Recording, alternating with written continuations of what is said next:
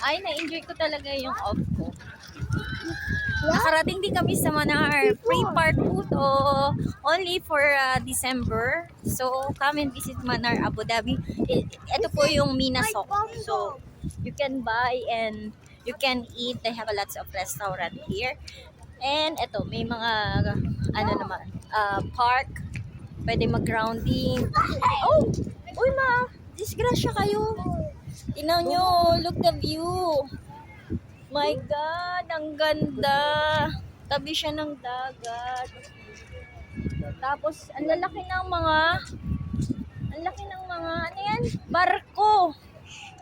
No? Pang shipping, ano siya. Si, you enjoy? Ha? You enjoy? Ha? Dirty dyan. Ayan na, may dumi ka na. Come. Kain tayo? Ha? Ano?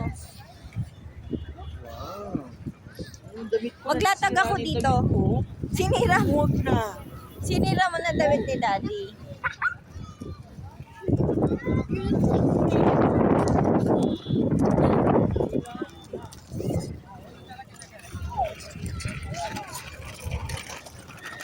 Ang ganda dito.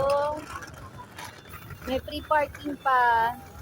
Tapos yung mga local girl, nagdadala lang sila ng table and tea. Tingnan mo sa likod ko mga local. Nagkakainan sila, di ba? So, maganda pala dito. Parang private park. Tingnan mo, ang ganda. Yung mag-amak.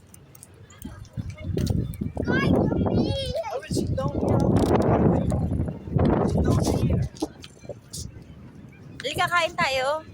May dala akong Jollibee. Ano po pagkain mo dito na? Huwag pinamit ko. Fried chicken. Pizza. Yung galing sa Christmas party niya. Ang daming pagkain. Party ngayon eh. Pero, pumayat ako ay furnace. Good job ang ginawa ko for November kasi activate sa akin ang burning mode at I know pumayat ako kasi nagkikita flow. Ang dami ko.